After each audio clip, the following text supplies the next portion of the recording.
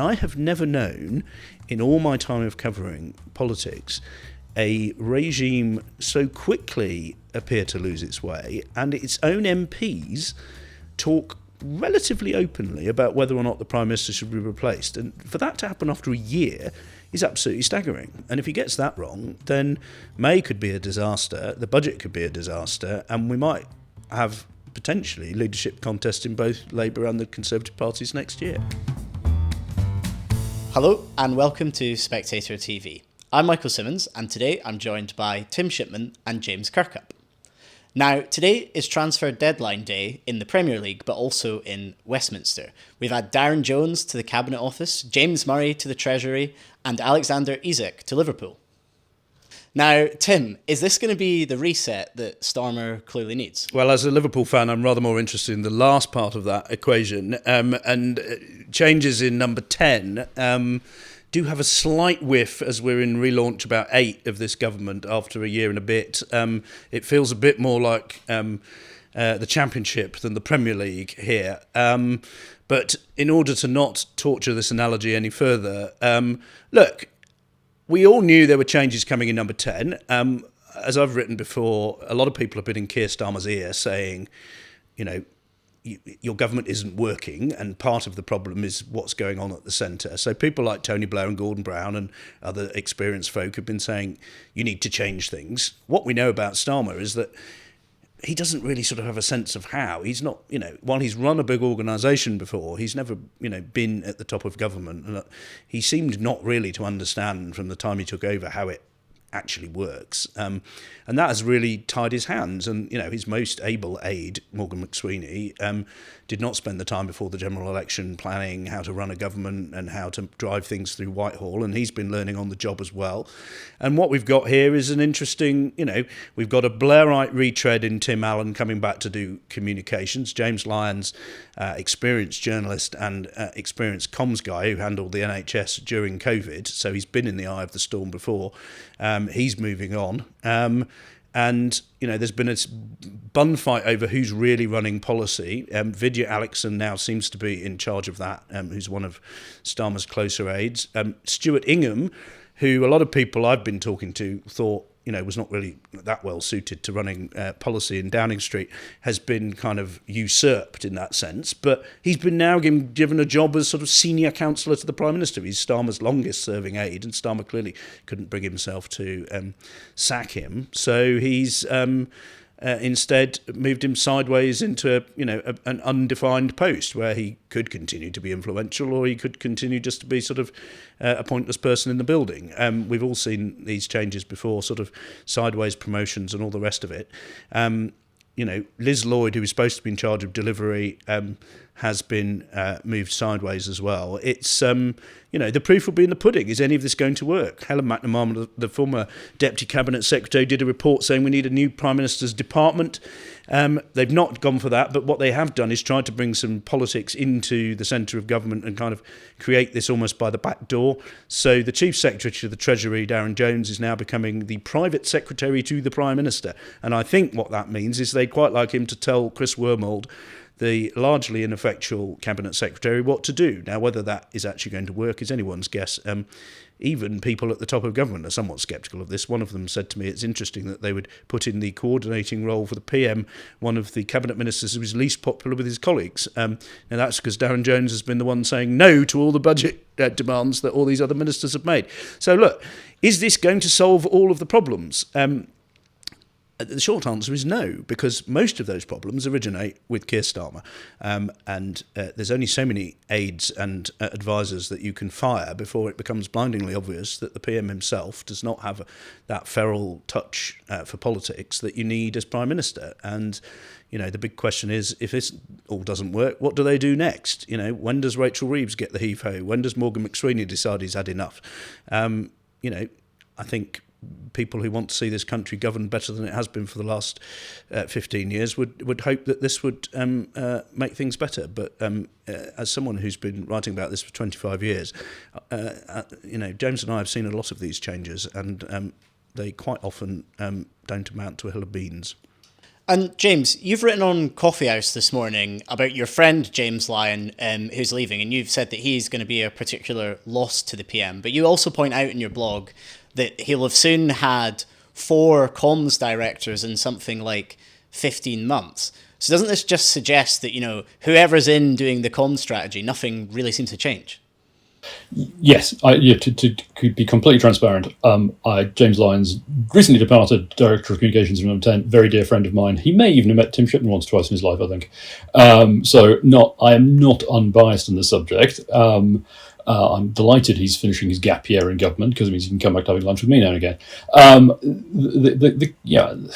And Tim's right. I mean, in terms of the global importance of Downing Street roles, you can't expect people to be that excited about this stuff. But the way government communicates really matters, and I think that churn of senior communications jobs.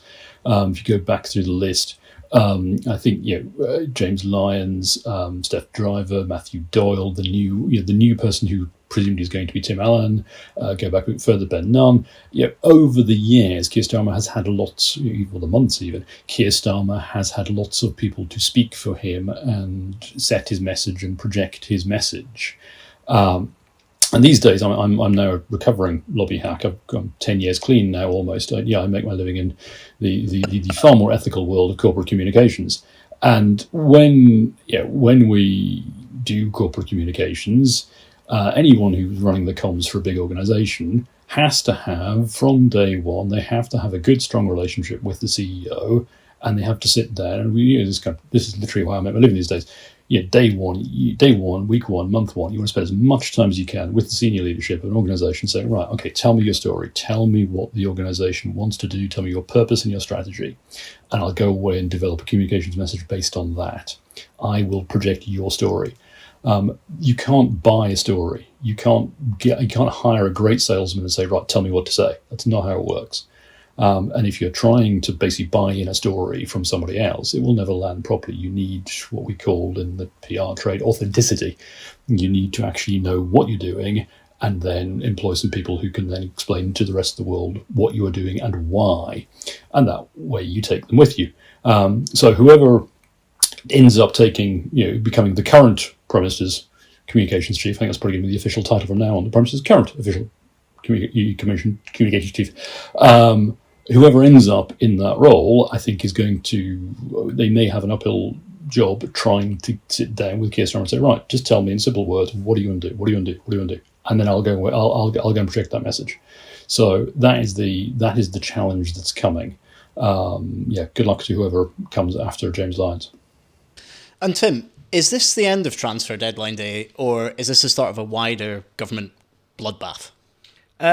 I suspect, look, on the one hand, this looks like a lot of sort of chopping and changing because there's a lot of pressure on the government. They're feeling the pinch from reform. Reform hit 35% in one of the opinion polls in the last few days. It's the Reform conference next week. Farage has largely bossed the summer in terms of news, providing news for people paying attention to politics. So they're concerned. They wanted to get this sorted. All the talk of a sort of a wider ministerial reshuffle, that seems to be on ice for a little while, but, that's potentially pending at some point. They'll try and bring through some of the younger talent, weed out a few of the ministers who are not performing, get people round pegs into round holes. This is all about delivery, ultimately. But, it doesn't really kind of make that much difference if the policy is wrong. And, we look around what's happening today, there's a lot of excitement about in Westminster about this. MPs will constantly be wondering when they're going to find out if they get a red box or not. So that's still to come. But you've got an autumn that comes with, you've got a conference coming up at which Starmer has got to try and project some of that story that James has just been talking about in a good way. You're then going to have a budget, which is going to be an absolutely crucial moment. Because does Rachel Reeves continue on the path that she's been on, which doesn't appear to be working, and the markets seem to be growing more sceptical, not less, even today. So this doesn't seem to have reassured them that the government's going to be able to deliver growth any better than it was yesterday. And then, you're going up to the May elections next year, which could change the entire trajectory of British politics if it goes as badly for Labour and the Tories as we think it might. So I doubt it's the last reset, the last change that we see. And as James rightly points out, communicating who and what Keir Starmer is something that Keir Starmer has to play a role in, and he has to do some serious thinking about it between now and his conference speech. Because if he gets that wrong, I think the narrative that he doesn't really know what he's there to try and do will increase. And I've covered a lot of governments, different regimes, different parties, and we've all seen these moments, these desperate relaunches, these attempts to reset the narrative to show that you're fresh and you've still got some life in you. They normally happen well into a parliament or well into a government, 6-7 years in. This is happening after 1 year of Keir Starmer. And I have never known, in all my time of covering politics, a regime so quickly appear to lose its way and its own MPs talk relatively openly about whether or not the Prime Minister should be replaced. And for that to happen after a year is absolutely staggering, to be honest. So I suspect he's got a big opportunity in October, late September, early October, to try and tell people what he's about and sell that in. And if he gets that wrong, then May could be a disaster, the budget could be a disaster, and we might have potentially leadership contest in both Labour and the Conservative parties next year. We're obviously focusing a lot on comms here, but in the run-up to conference that you mentioned, and also the budget that's been suggested maybe on or around the 12th of November, are we going to see a change in policy direction at all? Or is this just about clarifying the message, getting the message across? Well, all the sort of floated briefings that we've seen from Treasury world over the summer, where they often will punt out ideas to see which ones are viewed as the most disastrous or the least disastrous, have been about various forms of tax rises. Now, most people I speak to at the sort of realist end of the Labour Party, let's put it like that, and who have any kind of connection with the city, say that unless Rachel Reeves stands up and says, I'm terribly sorry, this isn't working, we actually can't afford to spend all this money on all these things we're spending money on now. The world has changed a little bit since we were last in government. Unless she stands up and says that and causes some kind of reckoning with her backbenchers, then it seems to me the markets are only going to get more and more sceptical. Because if things don't turn around, if your policy is always just to come for more tax rises, that isn't going to change the economic trajectory. It isn't going to change the view that the markets have of this government. And James, just to finish us off, on that point about markets, regular listeners and readers of The Spectator know that you and I are a bit obsessed with the gilt yields, and the 10-year this morning is now something like 50 basis points separated from America's. The 30-year is way out of the sort of G7 range as well. And we're sort of quick in the lobby anyway to suggest that a lot of this is, just down to the market saying we don't like this reshuffle. It's not given us confidence. But is there more going on internationally? We mustn't ignore the fact that there is some stuff going on in the US which is seriously undermining investor confidence in US economic policy, the Fed, US economic statistics, which is long-term negative for treasuries, and there is still a loose tie between treasuries and gilts. So it's not just let's not be too insular, and it'd be nice to think that trillions of pounds of international markets were hanging on the fate of Downing Street special advisors, but there is a connection between who works in Downing Street and the gilt markets, and whether or not Britain can pay its bills, and whether or not we end up tipping over a cliff into an IMF bailout. And the connection is that, as Tim says, unless this government can put together an economic strategy, an economic message, and sell it at the budget, which ultimately the Labour Party can get behind, then this government will not command market confidence. And I think the connection, Tim mentioned Liz Lloyd, who I think was a Blairite involved in the welfare reform vote in the summer. Now, that was a huge, huge moment in the history of this government. The fact that the Labour Party, the PLP, wasn't prepared to countenance what were bluntly pretty modest cuts in welfare spending, in a rising welfare bill. Yeah, they weren't even cuts. It was just, let's go up a bit slower. Exactly, yes. A modest slowing in the growth of the welfare bill, which is forced Rachel Reeves, is painted into this corner because the markets demand,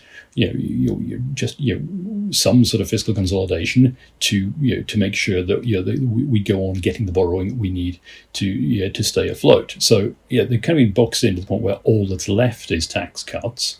You go through the things you sort of tax cuts, Freudian slip if only, tax rises. All that's left is tax rises. And if you go through the things that they can't raise taxes on because of promises in politics, you can't do income, you can't do VAT, that's poison, you can't do business. Business is already going up the wall with over national insurance, and so you end up by process of elimination with some sort of wealth or assets tax. There are people, and this is the great, I think we'll see what the papers say tomorrow. I suspect the Danish reshuffle will end up being written up as a Milibandite takeover. There's a Milibandism appears to be back in fashion in number 10. There is a sort of preconceived Milibandite sort of ideological interest in taxing wealth and assets. And I've got to say, as a former think tank director, I think it's actually the rational thing to do. I'm kind of with Torsten Bell on this one, really. I think there is a good case for eventually taxing wealth and assets more than we do at the moment, and ideally taxing income less. But politically, that's incredibly difficult. And that basically boils down to, we're going to put a tax on your house. We're going to put inheritance tax up. We're going to tax your savings. This stuff is poison. Absolute hemlock. Only you need to be an absolute political genius of Blairite level to try and sell this stuff. And that is ultimately the challenge that is coming for this government, because that's where the markets are going to force them to go at the budget. We always talk about budgets as being key moments, big event. This one really massive event in the history of this government and the state of politics in the UK. And world exclusive, Keir Starmer is not a political genius. On that bombshell, thanks Tim, thanks James, and thank you for listening.